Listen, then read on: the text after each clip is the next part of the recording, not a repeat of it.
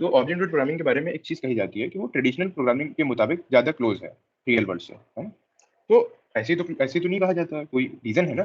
तो उसका एक बहुत बड़ा रीज़न ये है कि ऑब्जेक्ट ओरिएंटेड प्रोग्रामिंग के 4 फीचर होते हैं, उसमें से एक फीचर होता है पॉलीमॉर्फिज़्म, है ना? पॉलीमॉर्फिज़्म। पॉलीमॉर्फिज़्म का मतलब ये होता है कि कोई भी सिस्टम अलग-अलग सिचुएशन में अलग-अलग तरीके से परफ़ॉर्म करे। जैसे सपोज़ अगर हम रियल वर्ल्ड में किसी इंसान से बात करें, तो इंसान अलग-अलग सिचुएशन में अलग-अलग तरीके का रिप्लाई करता है ना? सिचुएशन के हिसाब से, ठीक है? तो पॉलीमॉर्फिज़्म का एक फीचर होता है फंक्शन ओवरलोडिंग, ठीक है? तो फंक्शन ओवरलोडिंग नाम से लग रहा है कि कुछ फंक्शन से रिलेटेड होगा, तो हम देखते हैं फंक्शन ओवरलोडिंग क्या है। तो बेसिकली हमने यहाँ पे 3 फंक्शन बना रखे हैं, बट यहाँ पे तीनों का नाम सेम है, ठीक है? तो लेकिन जो इसमें आर्गुमेंट्स हैं, वो अलग-अलग हैं। जो यहाँ पे हम लिखते हैं ना आर्गुमेंट्स, इनको हम सिग्नेचर भी कहते हैं, ओके? सिग्नेचर का मतलब ये है कि बेसिकली किसी फंक्शन में कौन से कितने नंबर ऑफ आर्गुमेंट्स हैं, उनका डेटा टाइप क्या है, इसको मिला के बोलते हैं फंक्शन का सिग्नेचर, है ना? अगर हम यहाँ पे लिखते हैं फन, ओके? तो इस केस में क्या होगा? इस केस में फंक्शन 1 कॉल हो जाएगा, क्योंकि फंक्शन 1 में कोई भी आर्गुमेंट्स यहाँ पे नहीं है। तो जो इस सिचुएशन को जो मैच करता है वो फंक्शन है, वो ये है, ठीक है? अब अगर हम यहाँ पे लिखें, एक इंटीजर लिखते हैं सपोज़, ठीक है? इस केस में क्या होगा? इस केस में फंक्शन 2 कॉल हो गया। सपोज़ अगर हम यहाँ पे 2 इंटीजर दे दें, ठीक है? तो इस केस में फंक्शन 3 कॉल हो गया, ठीक है? क्योंकि 2 इंटीजर दिया, तो इस सिचुएशन में ये सही है। अब सपोज़ अगर यहाँ पे हम 3 इंटीजर दे दें, ठीक है? अब 3 इंटीजर के केस में क्या होगा? कोई फंक्शन ही नहीं है 3 इंटीजर का, तो इसे दे दिया एरर, ठीक है? कि कोई ऐसा भाई फंक्शन है ही नहीं ना, no matching function for call ये, है ना? तो इस कॉल के लिए कोई फंक्शन है ही नहीं, तो इस परिस्थिति के लिए हमने कोई फंक्शन बनाया ही नहीं है, तो इसलिए एरर दे दिया। सपोज़ यहाँ पे हम एक कैरेक्टर पास करते हैं, ठीक है? इस केस में क्या होगा? इस केस में जो फंक्शन 2 है वो कॉल हो गया। अब ये क्यों हुआ? बेसिकली हुआ ये कि जो सी है, ठीक है? सी कुछ एस्काई वैल्यू होती है, तो अब यहाँ पे कैरेक्टर से मिलता-जुलता कोई सिचुएशन थी नहीं। तो अब जो इस सिचुएशन से जो क्लोज़ेस्ट है, वो तो यही फंक्शन है ना भाई, इसमें 2 आर्गुमेंट है, ठीक है? इसमें कोई भी आर्गुमेंट नहीं है, इसमें एक इंटीजर आर्गुमेंट है, ठीक है?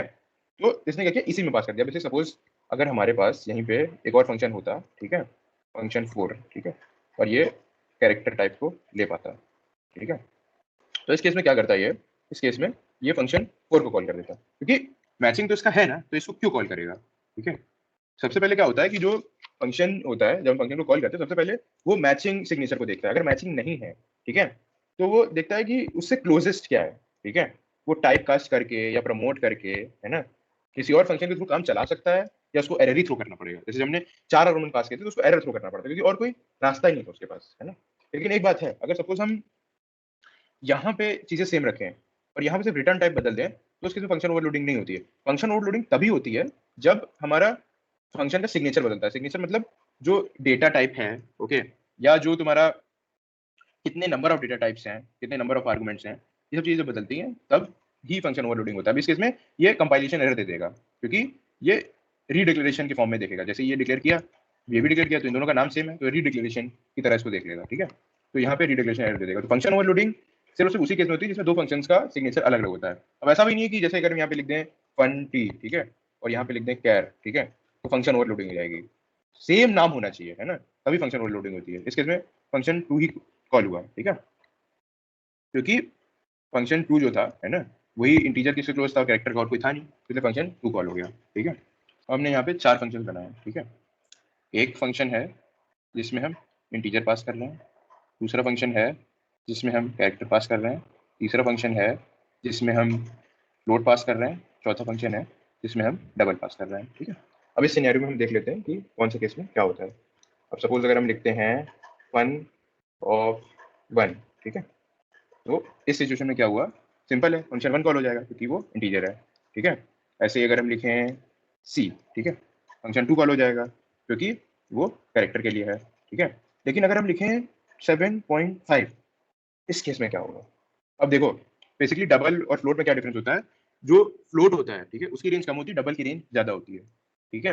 ये होता है डबल और फ्लोट के बीच में डिफरेंस। अब अगर हम 7.5 लिखते हैं तो डबल भी हो सकता है, तो फ्लोट भी हो सकता है। तो इस केस में क्या होगा? इस केस में कॉल हो गया फंक्शन 4, ठीक है? तो बेसिकली होता ये है, हायरार्की ये होती है कि सबसे ऊपर आता है डबल, ठीक है? डबल के नीचे आता है फ्लोट, फ्लोट के नीचे आता है लॉन्ग, ठीक है? लॉन्ग के नीचे आता है इंटीजर और इंटीजर के नीचे आता है कैरेक्टर और कैरेक्टर के नीचे आता है बूलियन, ठीक है? ये सब इस चेन में एक दूसरे में कन्वर्ट हो सकते हैं। बूलियन को कैरेक्टर में कन्वर्ट कर सकते हैं, कैरेक्टर को इंटीजर में, इंटीजर को लॉन्ग में, लॉन्ग को फ्लोट में, फ्लोट को डबल में, ऐसे करके ये कन्वर्जन आ सकता है। इसमें कुछ एम्बिग्यूटी भी होती है, अभी हम वो डिस्कस करते हैं। तो अब इस केस में से फंक्शन 4 कॉल कर दिया। अब बात है कि सपोज हमको फ्लोट वाला फंक्शन यूज करना है, तो हम क्या करेंगे? तो इस केस में हम इसके आगे एफ लगा सकते हैं। हमने एफ लगा दिया तो ये हमने बता दिया कि भाई ये 7.5 फ्लोट है ना? तो इस केस में क्या होगा कि फ्लोट वाला ही कॉल होगा, ठीक है? फंक्शन 3 कॉल हो गया, है ना? अब सपोज हम इंटीजर वाला हटा देते हैं और यहाँ पे कैर की जगह लिख देते हैं लॉन्ग, ठीक है? और हम सपोज ये भी हटा देते हैं। अब इस केस में क्या होगा? अब भाई इंटीजर तो डबल में भी टाइप कास्ट हो सकता है और इंटीजर लॉन्ग में भी टाइप कास्ट हो सकता है, क्योंकि बिकॉज लॉन्ग और इंटीजर में डिफरेंस होता है कि लॉन्ग की रेंज ज़्यादा होती है, इंटीजर की रेंज कम होती है। वही जैसे जो डबल और फ्लोट में डिफरेंस होता है। अगर हम 1 6 लिखें, 6 जो कि एक इंटीजर है, इस केस में क्या होगा? इस केस में आ गई हमारे पास एम्बिगुइटी। अब ये किधर जाए तो समझ ही नहीं आ रहा है ना? अब अगर सपोज हम यहाँ पे इसको अगर हम कमेंट कर दें और हम यहाँ पे फ्लोट वाला ले आए, तो इस केस में भी एम्बिगुइटी डेवलप हो जाएगी, बिकॉज वो फ्लोट के दे या डबल को दे पता ही नहीं उसको। दो फंक्शन बनाए हैं, एक में एरे दिखाया है पासिंग के लिए और एक में पॉइंटर दिखाया है पासिंग के लिए। इस केस में क्या होगा? इस केस में ये रीडिक्लेरेशन एरर दे देगा। अब इस केस में क्यों रीडिक्लेरेशन एरर हुआ भाई? पॉइंटर और एरे तो अलग अलग होता है, लेकिन जैसे हमने पिछले वीडियो में देखा था कि एरे भी एक तरीके का पॉइंटर ही होता है। तो इस केस में ओवरलोडिंग नहीं होगी। अगर एक पॉइंटर और एक एरे है तो ओवरलोडिंग का केस नहीं होगा, क्योंकि यहाँ पे भी एड्रेस पास होता है जब मेरे पास करते हैं, और यहाँ पे भी एड्रेस पास होता है जब हम पॉइंटर पास करते हैं। तो इस केस में भी ओवरलोडिंग नहीं हुई। हम देखते हैं केस कि हमने एक फ्लोट का बनाया है और एक इंट का बनाया। अब देखते हैं यहाँ पे क्या होता है। और यहाँ पे पास हम कर रहे हैं कैरेक्टर, है ना? तो इस केस में इंटीजर वाले को पास कर देगा ये और फंक्शन 2 प्रिंट कर देगा, क्योंकि भाई कैरेक्टर के लिए इमीडिएट तो इंटीजर ही है ना। कैरेक्टर के लिए इंटीजर है तो ये इसको इंटीजर में प्रमोट कर देगा और इसने फंक्शन 2 कॉल कर दिया। अब हम एक क्वेश्चन की मदद से देखेंगे कि आखिरकार फंक्शन ओवरलोडिंग की जरूरत है क्यों। एक फंक्शन बनाना है एरिया नाम का, जिसमें अगर हम एक आर्गुमेंट पास करें तो वो स्क्वायर के एरिया का फॉर्मूला लगा के स्क्वायर का एरिया रिटर्न कर दे, और दो आर्गुमेंट पास करें तो वो रेक्टेंगल के एरिया का फॉर्मूला लगा के रेक्टेंगल का एरिया रिटर्न कर दे। तो इस केस में हम क्या करेंगे? हमने लिखा इंट एरिया। अब यहाँ पे स्क्वायर के केस में एक आर्गुमेंट देना है, तो यहाँ पे इंट ए लिख दिया, फिर लिख दिया रिटर्न ए, ठीक है? अब हमको एरिया नाम का ही फंक्शन दूसरा बनाना पड़ेगा रेक्टेंगल के लिए। लिख दिया इंट ए इंट बी, और यहाँ पे हमने लिख दिया रिटर्न ए इंटू बी। ये ए इंटू ए होगा, हाँ, क्योंकि स्क्वायर के एरिया का फॉर्मूला होता है ए इंटू ए। दो फंक्शन बना दिए एरिया नाम के, एक में एक आर्गुमेंट है, एक में दो आर्गुमेंट है। सपोज अगर हम सिर्फ एरिया फंक्शन को कॉल करें, ठीक है, और सपोज अगर हम सी आउट लिखें और यहाँ पे हम एरिया फंक्शन को कॉल करें, यहाँ पे हम लिखें 4 और उसके बाद हम यहाँ पे लिखें एरिया 1,5, ठीक है? इस केस में क्या होगा? इस केस में इसने 16 और 5 प्रिंट कर दिया। 4 जो हमने लिखा तो इसने ये वाला फंक्शन कॉल कर दिया, 4 इंटू 4 हुआ 16, है ना? 16 रिटर्न कर दिया। जब हमने 1,5 लिखा तो इसने ये वाला फंक्शन कॉल कर दिया, 1 इंटू 5 होता है 5, तो ये प्रिंट हो गया। ओके, अब यहाँ पे हमको एक बहुत बड़ी एडवांटेज देखने को मिलती है लाइक फंक्शन ओवरलोडिंग की। अब सपोज ऐसे यहाँ पे तो दो ही है, अब सपोज ऐसे बहुत सारे केसेस, सपोज अगर क्वेश्चन लेते हैं, हमको एक सम नाम का फंक्शन बनाना है जो कि हम चाहे 1 दे, चाहे 2 दे, चाहे 3 दे, है ना? वो नंबर का सम प्रिंट करके दे दे, है ना? तो इस केस में अगर फंक्शन ओवरलोडिंग ना होता तो हमको इतने सारे फंक्शन बनाने पड़ते हैं अलग अलग नाम के, वरना डिक्लेरेशन दे देता। हमको याद रखना पड़ता कि एक का क्या था, दो का क्या था, तीन का क्या था, है ना? तो इस प्रॉब्लम को सॉर्ट आउट किया है इस फंक्शन ओवरलोडिंग ने कि हम यहाँ पे लाइक हमको नहीं सोचना कि हमको कौन सा फंक्शन कॉल करना है, कंपाइलर सोचेगा कि उसको कौन सा फंक्शन कॉल करना है, ठीक है? तो यहाँ पे इसका यूज समझ में आता है।